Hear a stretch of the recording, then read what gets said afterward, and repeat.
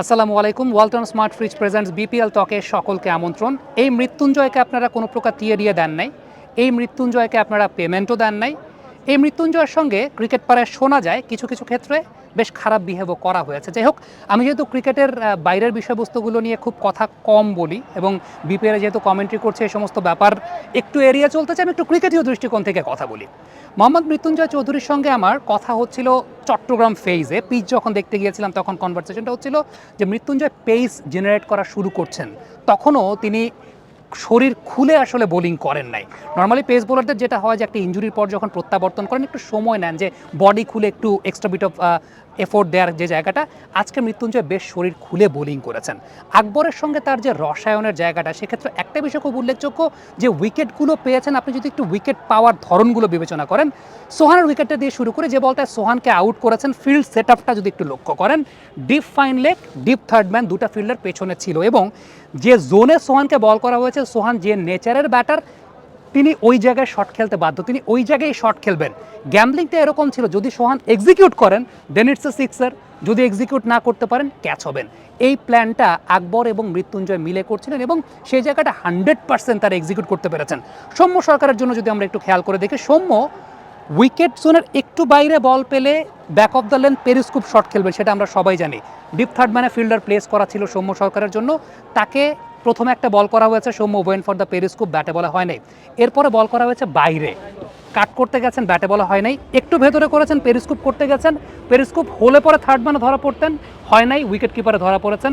আকবরের একটা brilliant catch. So এই যে জায়গাটা, এটা কিন্তু টোটালি প্ল্যান যেটা আকবর আলী করেছিলেন। শেখ মেহেদী হাসান, তার ক্ষেত্রে যে বিষয়টা ঘটে যে তিনি একটু রুম তৈরি করে দেখা যায় স্ল্যাশ করতে চান, থার্ড ম্যান বা ফাইন লেগে ধরা পড়ার একটা সম্ভাবনা থাকে, তার জন্য থার্ড ম্যান এবং ফাইন লেগ ছিল। সো এই যে সেট আপের জায়গাটা, এটা আকবর করেছেন, আমরা স্টাম্প মাইক্রোফোন থেকে শুনতে পাচ্ছিলাম। তাসকিন আহমেদের একজন চমৎকার হেল্পিং হ্যান্ড, তবে মৃত্যুঞ্জয় এক্সিকিউশনটা বেশ ভালো মতো করতে পেরেছেন, which was very much brilliant. এবং এই ব্রিলিয়ান্ট স্টাফটা আমার কাছে মনে হয় যে তিনি একটা অনেক বড় ক্রেডিট পাবেন। শুরুর দিকে একটা বিষয় দেখছিলাম যে শুরুর উইকেটটা যখন তিনি পেয়েছেন, আগে ওই ওভারটাতে ওয়াইড ইনভেস্ট করেছেন, লেগ স্ট্যাম্পের বাইরে ওই পার্টিকুলার জোনটাতেই বল করে যাচ্ছিলেন এবং একটা বলে ব্যাটার কিন্তু ফাইন লেগে ক্যাচটা দিয়েছেন। সো এই যে জায়গাটা আমি যখন আপনাকে বলছি, আপনি তো ভিডিওটাও সঙ্গে সঙ্গে দেখছেন, আপনার চোখের সামনে কিন্তু একদম প্রমাণগুলো আছে যে কিভাবে ব্যাটারের সঙ্গে প্লয় করা হয়েছে, কিভাবে ব্যাটারকে ওইভাবে ডিসিভ করা হয়েছে। সো টেকনিক্যাল জায়গা থেকে আমার কাছে মনে হয় যে দর্শকরা বুঝেই যাচ্ছিলেন। তবে একটা দুঃখবোধের জায়গা তো অবশ্যই কাজ করে, সেটা হচ্ছে আমাদের লোকাল প্লেয়ারদের সঙ্গে ফ্র্যাঞ্চাইজিদের বিহেভিয়ারের জায়গাটা। জিসান আলমকে আমরা নিয়মিত ম্যাচ খেলতে দেখিনি, এনসিএল টি20তে ভালো পারফর্ম করেছিলেন, টাচে ছিলেন।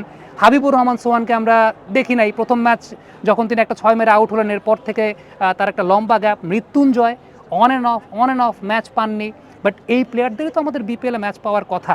আমরা অনেক নিম্নমানের বিদেশিদেরকে খেলতে দেখেছি আমরা এই বিপিএলে। সো ফ্যাক্টের জায়গাটা ওইটা যে আমি যখন আমার দেশের প্লেয়ারকে ওইভাবে ডিসিপ্ট করব, এটা দিন শেষে আমাদের উপরই আসলে এসে পড়ে। এবং মৃত্যুঞ্জয় আজকে যখন ওই সুযোগটা পেয়েছেন, আস্থাটা পেয়েছেন ক্যাপ্টেনের কাছ থেকে, আস্থার প্রতিদানটাও দিয়েছেন এবং he is that kind of bowler.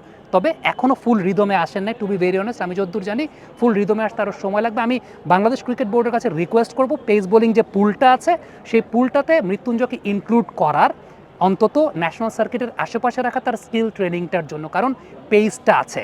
আজকে 145 146-এ বোলিং করেছেন।